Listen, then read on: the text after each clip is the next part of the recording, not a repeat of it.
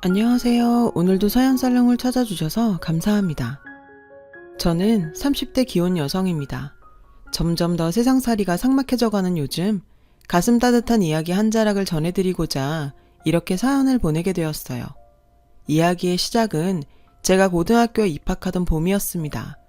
당시 저는 방송 관련 사업을 하고 계시던 부모님의 영향을 받아 방송 PD의 꿈을 키워나가던 소녀였어요.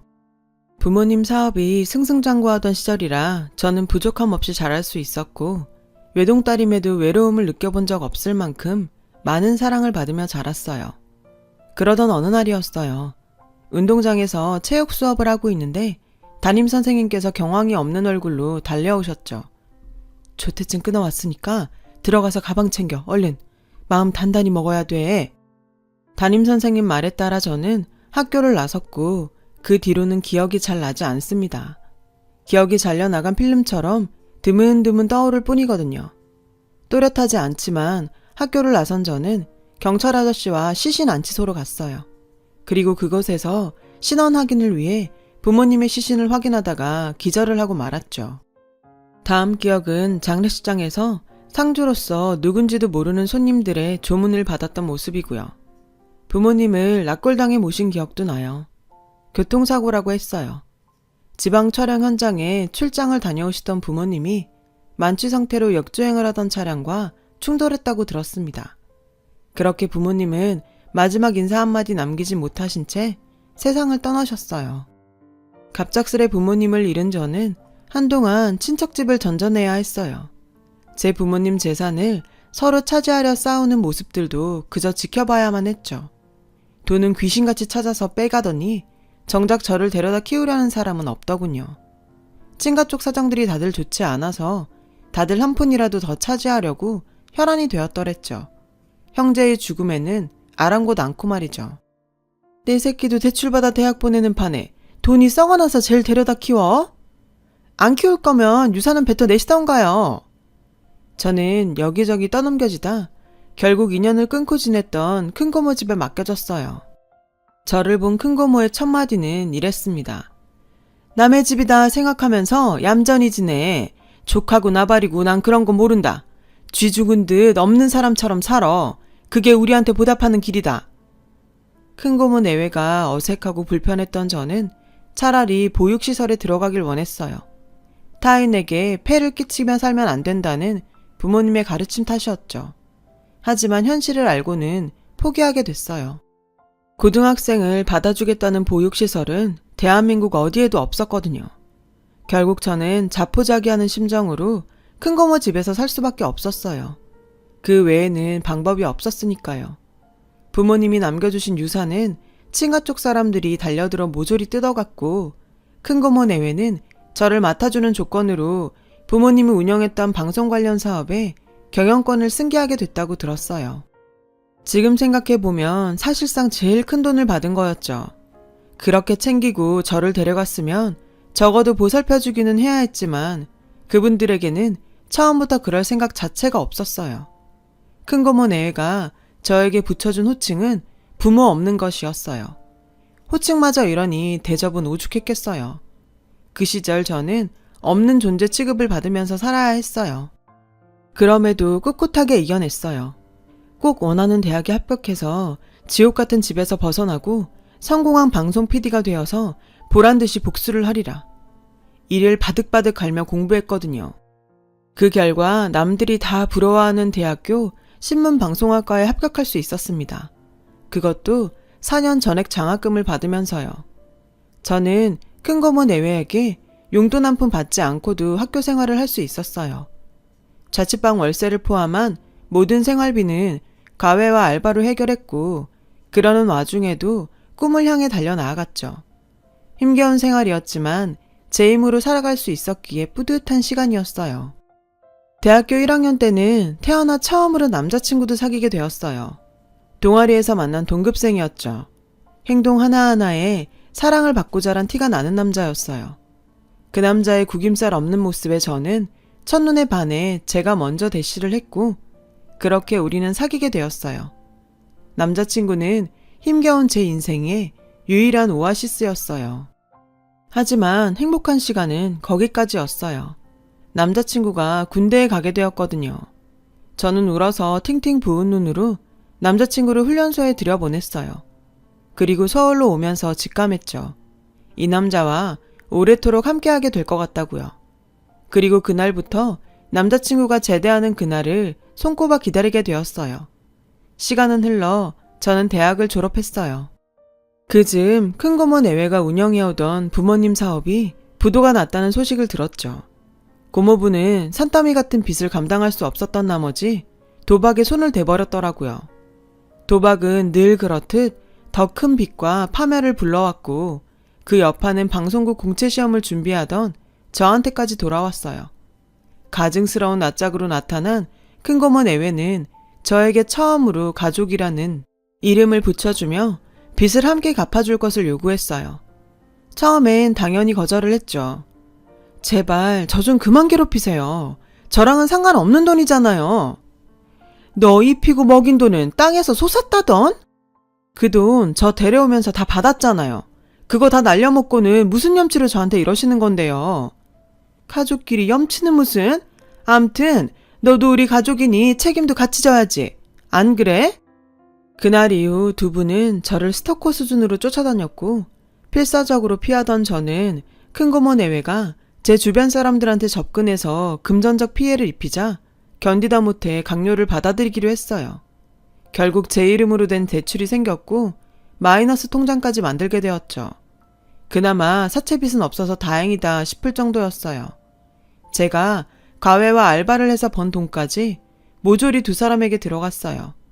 하지만 저의 청춘을 저당 잡혀 빼앗아간 돈이 큰고모부의 도박 자금으로 탕진되었다는 사실을 알게 되었을 때 저는 결국 좌절해버리고 말았습니다.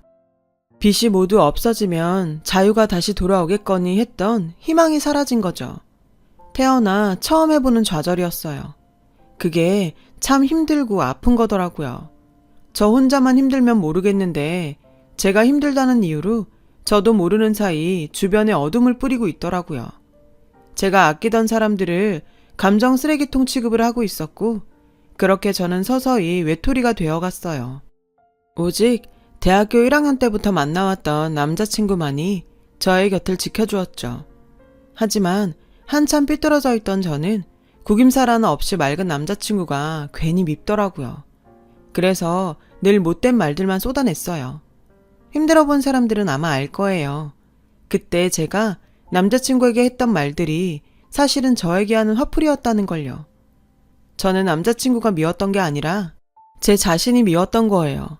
제 어둠이 그를 물들일까봐 겁이 났어요. 남자친구는 잠시 시간을 주겠다며 제 곁을 떠났어요. 그리고는 며칠 뒤에 전화를 했더군요. 내일 시간 돼? 지금 하지 않으면 두고두고 후회할 말이 있어서. 잘 됐네. 나도 꼭 해줄 말이 생겼는데. 남자친구를 위해 차라리 나쁜 년이 되기로 결심한 저는 이별의 말을 되뇌이며 약속 장소로 나갔어요. 그런데 그곳에는 처음 보는 여사님이 남자친구와 함께 있지 뭐예요. 남자친구의 어머님이더라고요. 남자친구가 얼마나 큰 사랑을 받으며 그렇게 자랐는지 그 맑은 모습이 어디서 나왔는지 어머님을 보니 확실히 알겠더라고요. 어머님께서는 예기치 못한 첫 만남에 당황한 저에게 사과부터 하셨어요. 도리가 아닌 줄 알지만 사연을 듣고 도저히 가만히 있을 수가 없어서 자리를 마련했어요. 기분 나쁘다면 사과할게요. 얼떨결에 시작된 상견례. 어머님은 저의 손을 꼭 잡아주며 말씀하셨어요. 우리 아들이 부족하겠지만 내가 잘 채워줄 테니 앞으로 우리와 함께하지 않을래요? 가족으로. 말씀은 감사합니다만 제 사정 들어서 알고 계시잖아요. 저와 인생이 엮이기엔 아드님은 너무 아까운 사람입니다. 더 좋은 며느리감 만나셔야죠. 그때 어머님께서 딱 한마디로 저의 마음을 돌려놓으셨습니다. 힘들 때 사람 버리는 거 아니에요.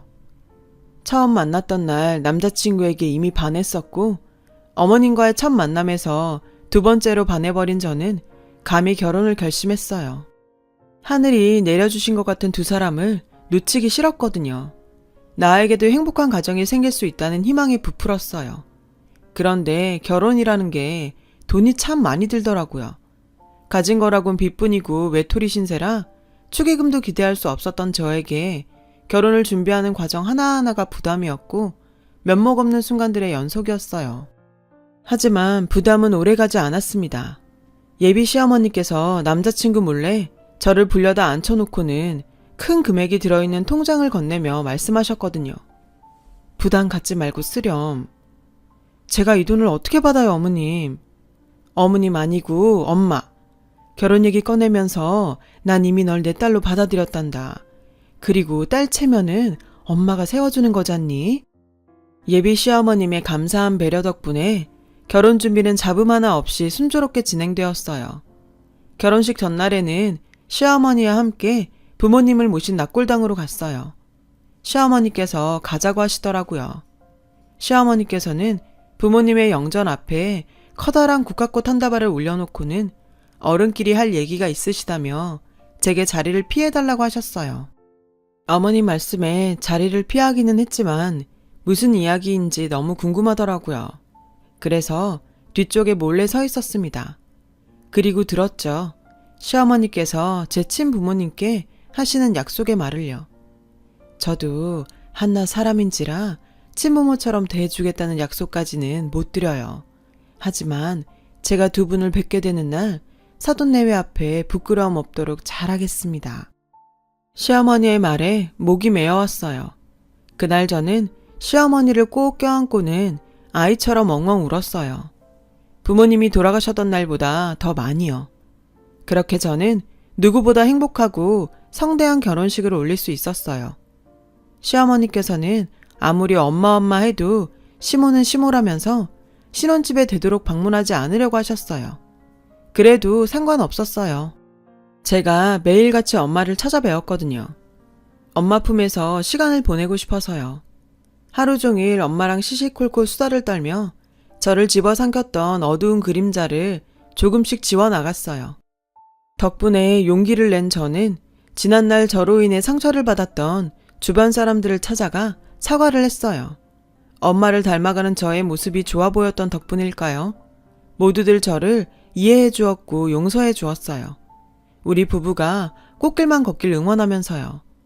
그렇게 저는 잠시 잊었던 꿈이던 방송국 PD가 되기 위한 공부를 다시 시작했어요. 제가 공부를 다시 시작했다는 소식에 엄마는 남편보다 훨씬 기뻐하셨어요. 그런데 세상 참 좁더라고요. 제가 결혼을 잘했다는 소문이 돌고 돌아 큰 고모 내외한테 들어갔던 모양이에요. 저에게서 더 이상 쥐어짤 돈이 없어졌던 시점부터 연락을 끊었던 큰 고모 내외가 남편과 엄마 몰래 저를 불러냈어요. 우리는 여전히 가족인 만큼 어려움을 함께 헤쳐나가야지. 우리가 가족이었던 적이 있었나요? 친자식보다 더한 정성으로 길러준 우리야. 결혼 지참금 한 푼 없다는 게 말이 돼? 제가 아직도 애 같으신가 보죠? 조카 팔아 장사하려는 거 모를까 봐요? 당연히 거절했어요. 저에게 큰 고모 내외는 저의 사춘기와 청춘을 갉아먹은 원수, 그 이상도 그 이하도 아니었으니까요. 돈이 사람을 나쁘게 만드는 걸까요? 아니면 나쁜 사람들이기에 돈에 목숨을 거는 걸까요? 저의 완강한 거절에도 불구하고 큰 고모 내외는 또 돈 욕심을 버리지 않았어요. 사채업자들에게 배운 기술을 저에게 써먹기라도 하려는 건지 절 따라다니며 협박과 강요를 해댔어요. 그럼에도 저는 남편과 엄마에게 그 사실을 털어놓을 수가 없었어요. 지금까지 받은 은혜만으로도 너무 감사한데 저 때문에 사랑 같지도 않은 흉악한 것들과 엮이게 하고 싶지 않았으니까요. 엄마가 제게 보여준 모습처럼 엄마의 딸답게 힘든 상황을 이겨내고 싶었어요. 하지만 오래지 않아 큰 고모 내외는 저 혼자 이겨내기에는 너무 벅찬 어둠이란 사실을 깨닫게 되었어요. 저의 인간관계를 회박놓고 학원에까지 쫓아와 행패를 부리는 것도 모자라 방송국 공채시험장 앞까지 찾아와 행패를 부렸거든요. 당연히 시험은 떨어졌어요. 두력에 붙들려 시험장에 들어가지도 못했으니까요. 매일같이 경찰에 신고하고 아무리 고소장을 써봤자 며칠 잠깐 조용해질 뿐이었어요. 그렇게 저는 하루하루 초췌해져만 갔어요. 그리고 어쩌면 제가 참 바보 같았는지도 모르겠네요. 살을 맞대고 사는 부부간에 친부모보다 더한 사랑을 나누는 고부간에 제 힘든 모습과 속내가 감춰질 리가 없잖아요. 남편과 엄마는 모든 사실을 알면서도 저를 기다려주고 있었더라고요. 제가 먼저 속을 터주기를 말이죠.